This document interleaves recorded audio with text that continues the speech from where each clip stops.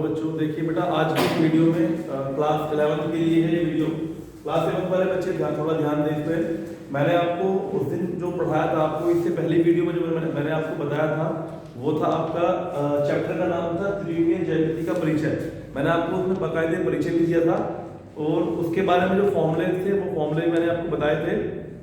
इसमें एक अर्थांश था, यानी कि जैसे आपने 2D पढ़ा था एक्स एक्स और वाई एक्स वाला, ऐसे ही इसमें 3 अक्ष होते थे, एक्स एक्स वाई एक्स और जेड एक्स।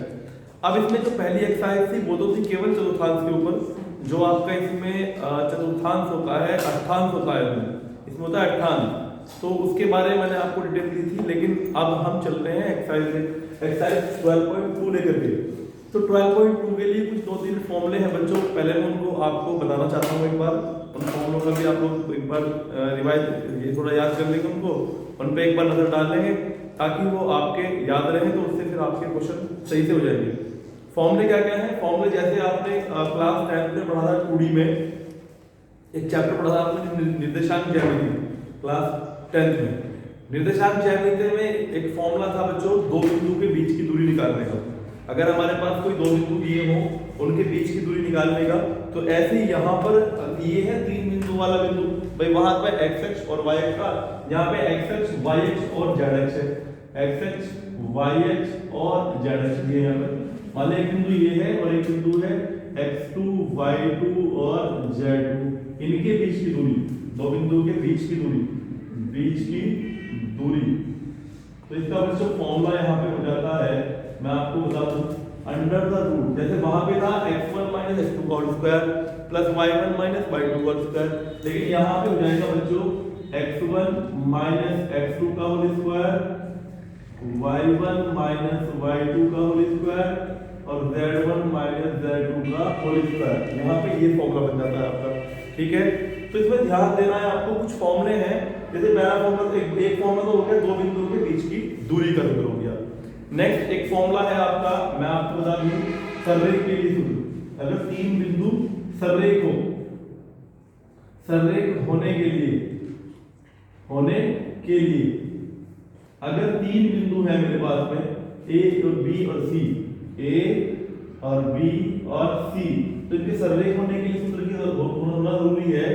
ए बी निकालेंगे पहले हम, ए और बी के बीच की दूरी, फिर बी और सी के बीच की दूरी बी से निकालेंगे, दोनों को जोड़ करके हमारा आना चाहिए बच्चों ए सी के बराबर। ये आपका सररेख का सूत्र कहता है, ठीक है।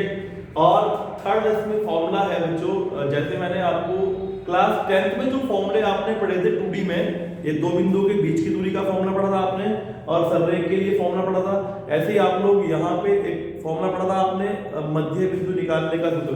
तो यहाँ पे भी मध्य बिंदु के निर्देशांक का एक सूत्र होता है, बस अंतर इतना केवल आया कि वहां पे आपके दो बिंदु थे, दो अक्ष थे एक्स अक्ष और वाई अक्ष, और यहाँ पे आपके हो जाएंगे बच्चों 3 अक्ष। तो तीनों अक्ष से फॉर्मूला बनेगा, वहां दो अक्ष से फॉर्मूला बन रहा था, तो ये बन जाएगा आपका x1 + x2/2 y1 + y2/2 z1 + z2/2, ये यहाँ पे फॉर्मूला बन जाएगा बच्चों। इस प्रकार से इसमें कुछ फॉर्मूले, वही फॉर्मूले हैं जो आपके क्लास 10th में आपने पढ़े हैं 2D के लिए, यहाँ आप पढ़ेंगे हमने 3D के लिए। तो मैं जरा ये फॉर्मूले आप देख लीजिएगा, उसके बाद मैं अपनी आपकी एक्सरसाइज लेके चल रहा हूँ। एक्सरसाइज में आपका क्वेश्चन नंबर 1 है, निम्नलिखित बिंदु युग्मों के बीच की दूरी ज्ञात करनी बच्चों में। निम्नलिखित बिंदु युग्मों के बीच की दूरी ज्ञात करने के लिए मैंने आपको फॉर्मूला लिखवाया हुआ है, जो फॉर्मूला है उस फॉर्मूले का आप यूज करेंगे और बीच की दूरी आप ज्ञात कर देंगे। जैसे दो ये बिंदु दे रखे हैं आपको, तो इसको डालते हैं x1 y1 z1, ये हो जाएगा x2 y2 और z2। तो दोनों बिंदुओं के बीच की दूरी का सूत्र हो जाएगा आपका, बीच की दूरी का सूत्र आप लगाएंगे, जो आपका फॉर्मूला है x1 - x2 का whole square plus y1 - y2 का होल स्क्वायर, ये हो जाएगा x1 - x2 का होल स्क्वायर, y1 - y2 का होल स्क्वायर और z1 - z2 का होल स्क्वायर। तो इसमें देखेंगे आप लोग, जब वैल्यू हम पुट करेंगे, x1 की वैल्यू क्या है बच्चों -2, x2 की वैल्यू क्या है -2, तो प्लस के 2 हो जाएगी, का होल स्क्वायर हो जाएगा, तो y1 हो जाएगा 1, y2 हो जाएगा 1 का होल स्क्वायर और z1 हो जाएगा 3 और ये हो जाएगा -3 का स्क्वायर तो बच्चों इसमें आप देखेंगे ये है आपका जो बिंदु है। एक बार बिंदु चेक कर लेते हैं बच्चों हम लोग, कहीं बिंदु मुझसे गलत तो नहीं करिए। एक बार बिंदु को मैं चेक कर लेता हूँ। बुक तो मेरे पास है नहीं, मैंने आपको बताया था।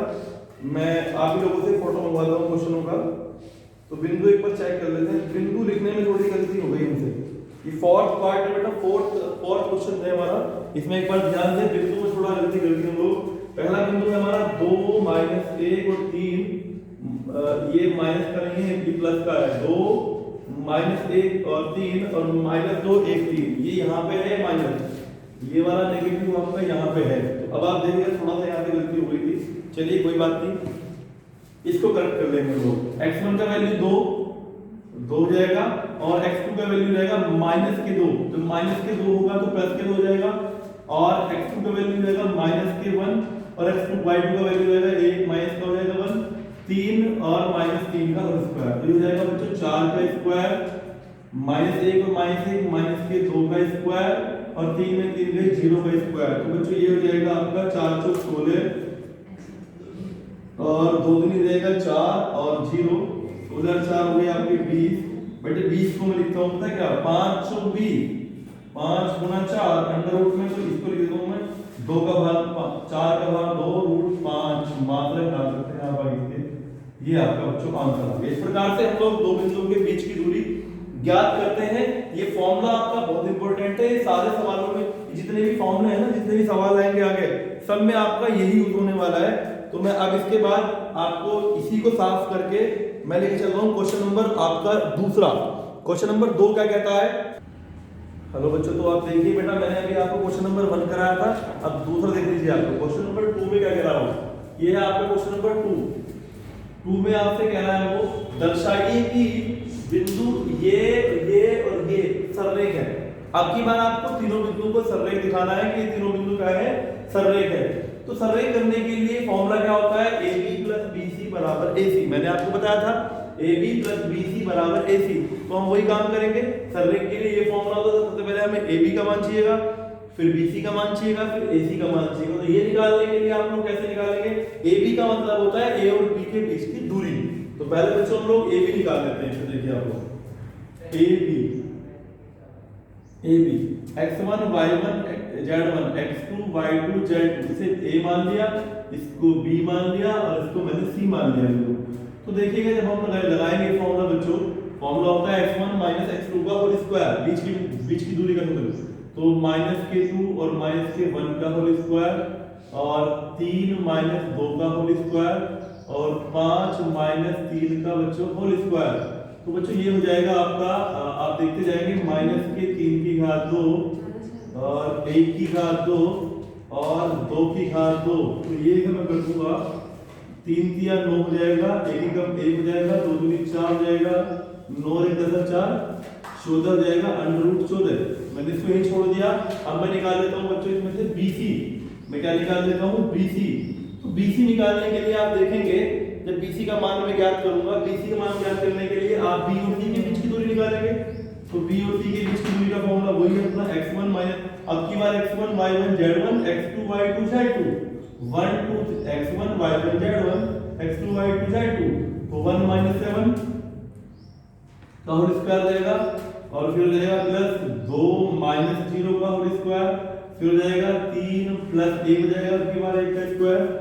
तो ये हो जाएगा आपका -6 का स्क्वायर, भाई -6 बचेगा ना, ये 2 का स्क्वायर हो जाएगा और ये हो जाएगा 4 का स्क्वायर। तो मैं इसे कर लेता हूँ बच्चों 6 × 36 और 2 दूनी 4 और 4 चौक 16। तो मैं इसे कर लेता हूँ 36 4 40 40 और 16, ये हो जाएंगे आपके 66, 40 और 16 36 4 40 और 16, 40 और 16 हो जाएंगे 56 आपके, कितने हो जाएंगे 56, 14 चौका 56। इसे मैंने तोड़ लिया 40 × 4 में, तो 2 बाहर निकल जाएगा, √14 आ जाएगा आपका। चलिए उसके बाद मैं निकाल लेता हूँ बच्चों इसमें से, अब की बार मैं AC क्या निकाल लेता हूँ, AC। तो AC रहेगा A और C के बीच की दूरी, A और C के बीच की दूरी, A क्या है ये रहा और C क्या है ये रहा। तो -2 और -7 का स्क्वायर बच्चों कर लेंगे, 3 माइनस 0 का स्क्वायर हो जाएगा और ये हो जाएगा 5 प्लस 1 का स्क्वायर। तो ये बच जाएगा बच्चों आपका अंडर द रूट माइनस के 9 का स्क्वायर और 3 का स्क्वायर और 5 × 6 का स्क्वायर।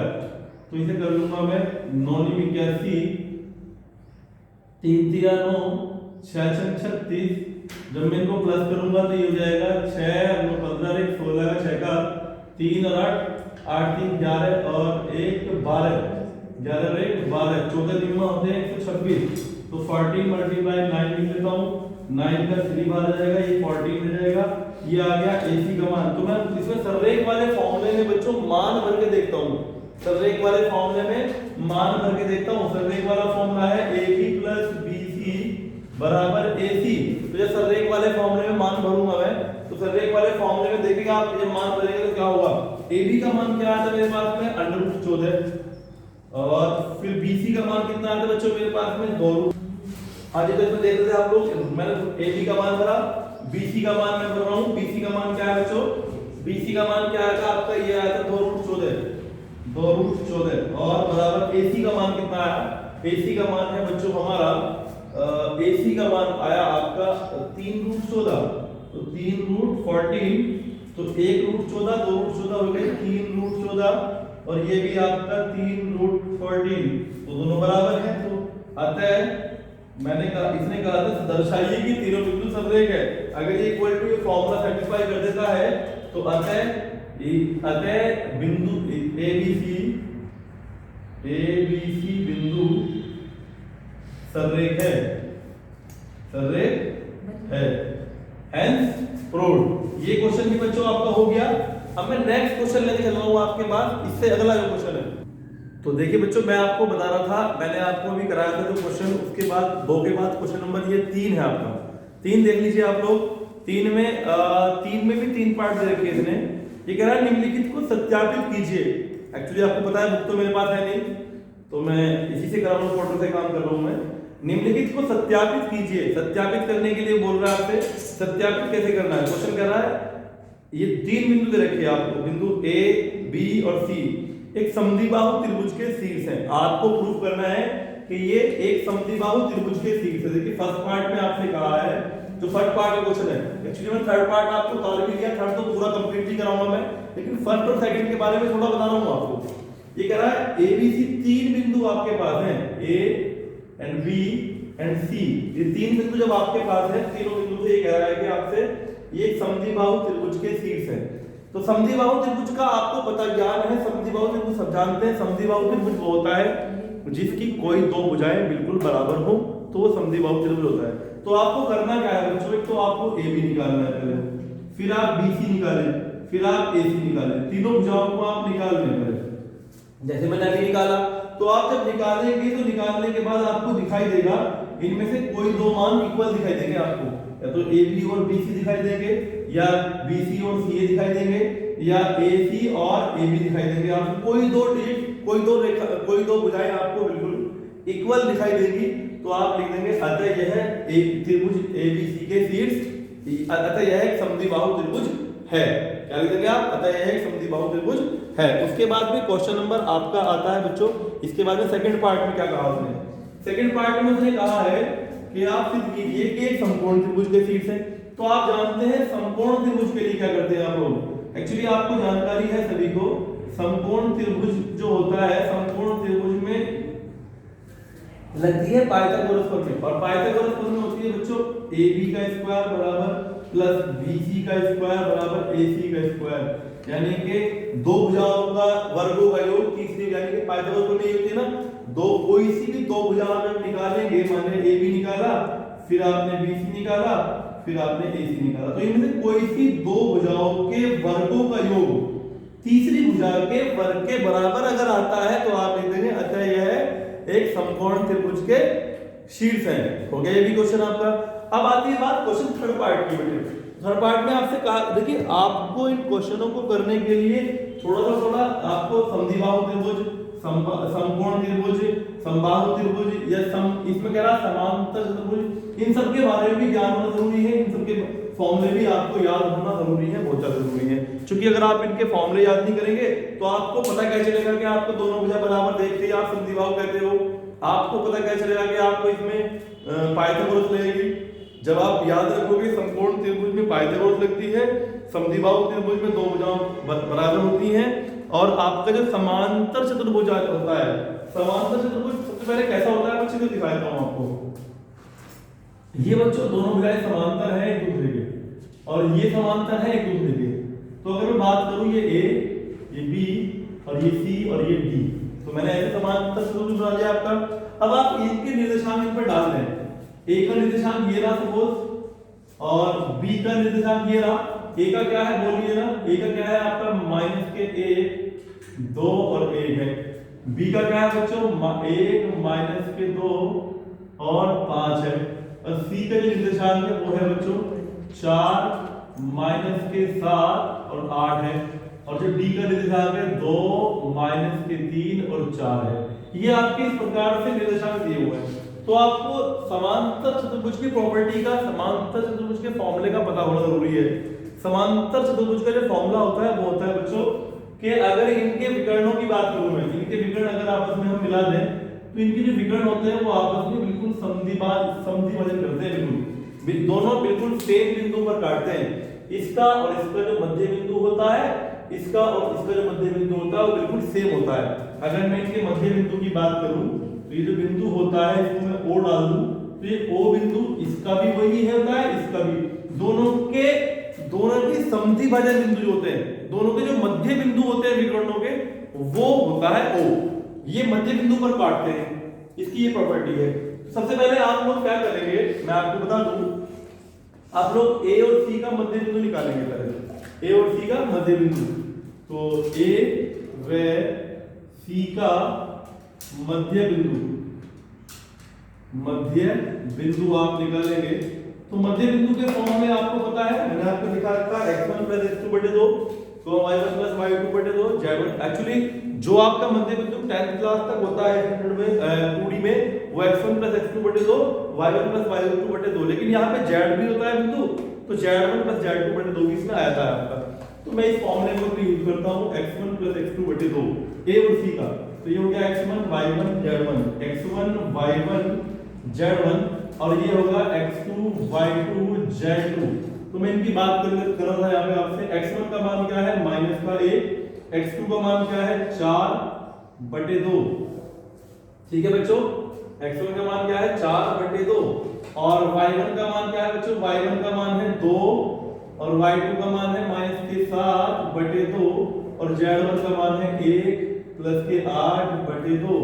तो मैं इनको सोल्व कर लेता हूं, तो कर लेता हूं, ये 3/2, ये 5/2, ये 9/2, ये तो आ गया। अब मैं निकालता हूं बच्चों यहां से B और D का मध्य बिंदु।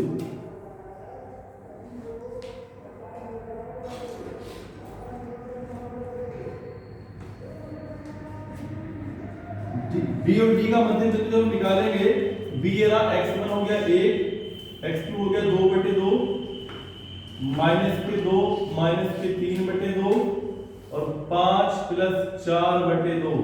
इसको सोल्व करेंगे तो ये हो जाएगा आपका 3/2 -5/2 और 9/2।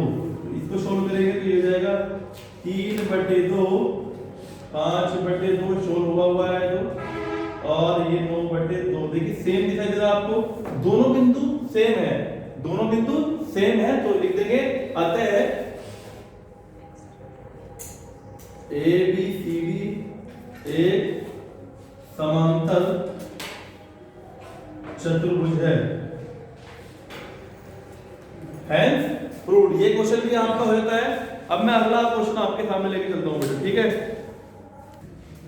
तो देखिए बच्चों क्वेश्चन है आपका, इससे आगे वाला बता रहा था आपको क्वेश्चन नंबर 4। मैं 5 तो आपको कराने वाला हूं पूरा कंप्लीटली। देखिए ये क्वेश्चन नंबर 5 है आपका, ये तो मैं आपको पूरा कंप्लीटली कराने वाला हूं, लेकिन 4 के बारे में थोड़ा सा आपको बता देता हूं मैं। 4 में क्या करना है आपको, 4 को आप एक बार देख लीजिए। 4 है आपकी बुक में क्वेश्चन, ऐसे बिंदुओं के समुच्चय का समीकरण ज्ञात करो। ऐसे बिंदुओं के समुच्चय का समीकरण ज्ञात करो जो बिंदु 1 2 3 और 3 2 1 से समदूरस्थ है। समदूरस्थ का मतलब क्या होता है बच्चों, जो समान दूरी पर हो। माना कोई बिंदु है P, मैंने कोई बिंदु मान लिया P यहाँ पर, और A यहाँ पर है और B यहाँ पर है, तो ये A और B बिंदु से समदूरस्थ है। बिंदु क्या है? समदूरस्थ। समदूरस्थ का मतलब होता है समान दूरी पर। समदूरस्थ का मतलब क्या है? समान दूरी पर, यानी कि जो आपका AP होगा वो BP के बराबर होगा। आपके पास बिंदु AB है और BB दिया हुआ है आपको, P को आप मान ले XYZ, ठीक है बच्चों, P को आप मान ले XYZ। तो आप जब आप करेंगे इस क्वेश्चन को, क्वेश्चन नंबर 4 की बात कर रहा हूं आपसे मैं, तो आप बिंदु A आपको दिया हुआ है, बिंदु B आपको दिया हुआ है सवाल में, और जब आप करेंगे समदूरस्थ का चित्र बनाएंगे तो आप लिखेंगे हम जानते या अकॉर्डिंग टू क्वेश्चन, पर्सन के अनुसार, आप क्या लिखेंगे? पर्सन के अनुसार, अकॉर्डिंग टू क्वेश्चन आप लिखेंगे AP बराबर है किसके? BP के, अकॉर्डिंग टू क्वेश्चन। क्वेश्चन कह रहा है कि दोनों आपकी जो ये रेखाएं हैं, जो ये बिंदु से दूरी है P, इनसे समदूरस्थ है, समान दूरी पर है, तो AP बराबर होगा आपका BP। जब AP बराबर BP के होगा तो आप AB के बीच की दूरी निकालेंगे, इधर निकालेंगे BP के बीच की दूरी, और दोनों के वर्गों दोनों का आप कर देंगे स्क्वायरिंग ऑफ बोथ साइड, तो वर्ग करने से दोनों के अंडर हट जाएंगे, जो भी बचेगा उसको सॉल्व कर लेंगे, जो भी आएगा इक्वेशन वो आपका आंसर बन जाता है। तो इसके बाद ये तो आ गया ऐसे आपके। अब ऐसे ही क्वेश्चन आपका बिल्कुल 5वां है। 5वें में थोड़ा सा कुछ अलग है, बस थोड़ा सा, तो 5वां आप देख लीजिए। 5वें में क्या कह रहा है? 5वें में सवाल कह रहा है आपसे बिंदु P से बने समुच्चय का समीकरण ज्ञात करना है जिनकी बिंदु इतने और इतने से दूरियों का योगफल 10 है। दूरियों का योगफल क्या है? 10 है। यानी कि बिंदु A से जो P की दूरी है, बिंदु A से P की दूरी है AP, और बिंदु P से B जो P की दूरी है वो BP, उनका योगफल अब की बार 10 है। पहले उसने कहा था दूरियां बराबर है, समदूरस्थ है, अब की बार इनका योगफल 10 है। यानी कि मैं सबसे पहले निकाल लेता हूं बच्चों, माना बिंदु P मान लिया मैंने x, y और z, और इसकी AP निकाल रहा हूं पहले मैं। A है आपका 4, 0 और 0, तो पहले मैं AP निकाल लेता हूं अकॉर्डिंग टू क्वेश्चन। उसने कहा है आपसे कि AP और प्लस BP बराबर 10 है। इनकी दूरियों का अंतर कितना, दूरियों का योग कितना है? दूरियों का योगफल 10 है। AP और BP की दूरी की जो योग है वो कितना है? 10 है। तो पहले बच्चों में AP निकाल लेता हूं। तो AP बराबर फॉर्मूला होता है आपके पास में, AP का फॉर्मूला होता है, आप जानते हैं, A से P के बीच की दूरी, A और AP का मतलब A और P के बीच की दूरी, तो 4 - x का होल स्क्वायर हो जाएगा, और ये हो जाएगा 0 - y का होल स्क्वायर, और ये हो जाएगा 0 - z का होल स्क्वायर। ठीक है बच्चों, तो इसे मैं सॉल्व करता हूं थोड़ा सा। तो ये हो जाएगा P से बने समुच्चय पर जिनकी बिंदु A और B से दूरियों का योगफल, ठीक है, तो ये हो जाएगा 4 का स्क्वायर x का स्क्वायर माइनस के 2 चौक 8x, फॉर्मूला बोल दिया मैंने, इधर हो जाएगा प्लस के y स्क्वायर निकल जाएगा, इधर प्लस के z स्क्वायर निकल जाएगा। ये आपका AP का मान है बच्चों। अब मैं निकाल लेता हूं बच्चों BP का मान। तो BP की जब बात करूंगा, B क्या है? B बिंदु है आपका माइनस के 4, 0 है 0, तो जब मैं करूंगा BP का मान, तो माइनस के 4 माइनस के x का स्क्वायर प्लस 0 माइनस y का स्क्वायर और 0 माइनस z का स्क्वायर। तो मैं इसको सोल्व कर लेता हूं बच्चों। जब मैं इसका माइनस बाहर लूंगा तो 4 प्लस x हो जाएगा, और होल स्क्वायर बड़े ब्रैकेट लगा दूंगा मैं, ठीक है ना। तो ये y का स्क्वायर निकल जाएगा, ये z का स्क्वायर निकल जाएगा। ये अभी भी तो वही है, क्योंकि माइनस से गुणा करूंगा -4 -1। ऐसा क्यों कर रहा है? क्योंकि स्क्वायर होल स्क्वायर से माइनस हो जाएगा पॉजिटिव, तो यहां से निकल जाएगा आपका a स्क्वायर, 4 का स्क्वायर हो गया, और b स्क्वायर हो गया, x स्क्वायर, और प्लस के 2a 2 चौक 8x कर लो एक्चुअली, 2 चौक 8x, ठीक है बच्चों, प्लस के y स्क्वायर हो जाएगा, प्लस के z स्क्वायर हो जाएगा। ये आ गया BP का मान।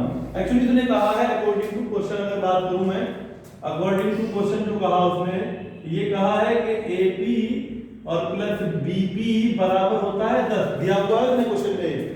तो एपी का मान भर दो। एपी का मान क्या है बच्चों? एपी का मान है आपका, एपी का मान है ये रहा 4 चौक 16 कर दो यहाँ पे, प्लस के एक्स स्क्वायर कर दो, माइनस के 8x कर दो, प्लस के वाई स्क्वायर हो गया और जेड स्क्वायर, प्लस बीपी का मान क्या है बच्चों? बीपी का मान भी अंडर रूट में है। देखिए ये हो जाएगा आपका 4 चौक 16 plus X square minus plus के 8x प्लस वाई स्क्वायर और प्लस जेड स्क्वायर और बराबर है आपका 10। तो मैं क्या कर लेता हूँ, एक रूट वाले को उधर ले जाता हूँ और दोनों वर्गों का अगर मैं यहाँ पे वर्ग करूँ तो थोड़ा बड़ा हो जाता है, इनका रूट उठाना है, रूट उठाने के लिए एक को रूट वाले को उधर ले जाते हैं 10 के पास और उसके बाद दोनों का वर्ग करने पर कर देंगे आपको शुरू। तो ये हो जाएगा आपका 16 प्लस के एक्स स्क्वायर माइनस के 8x Y square Z square बराबर 10 माइनस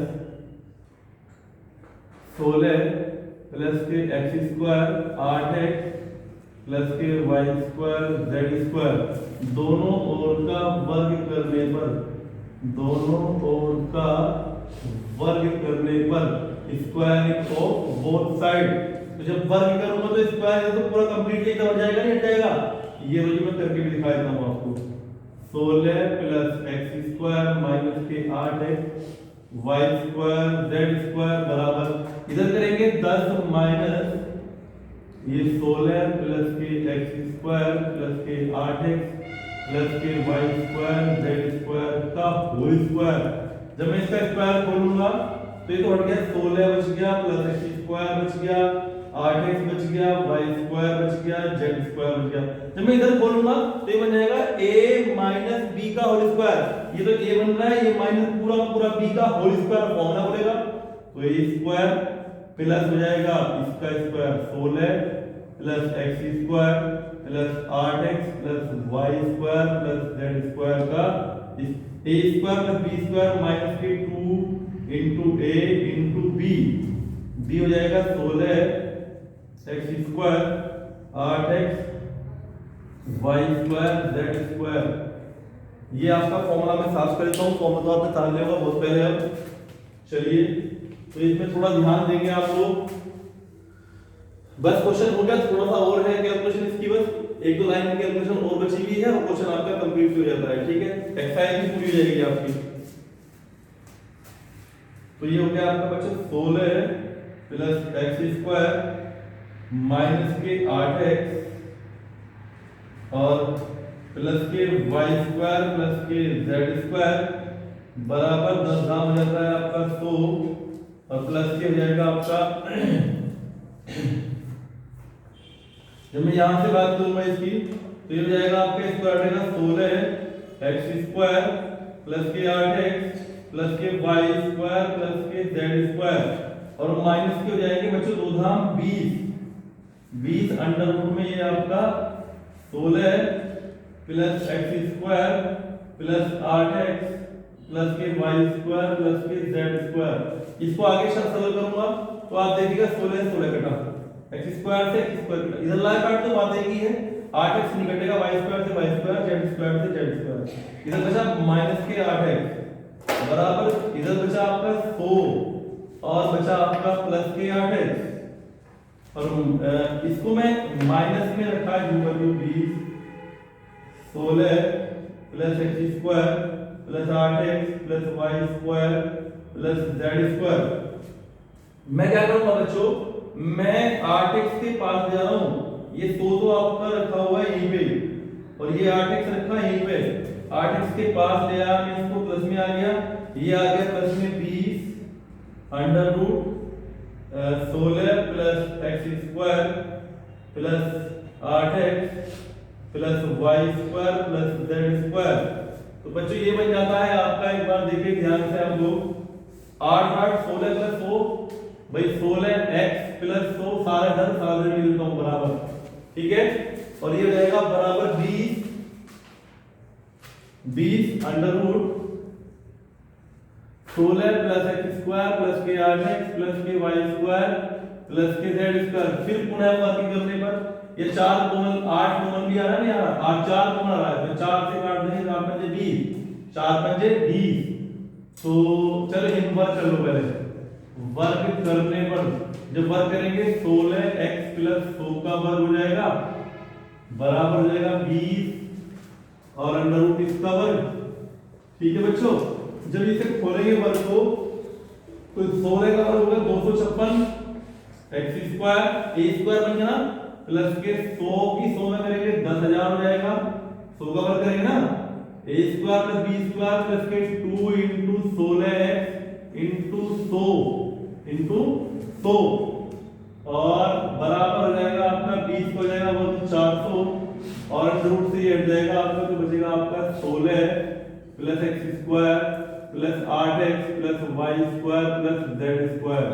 अब आप देखेंगे तो ये हो जाएगा बच्चों 256 x स्क्वायर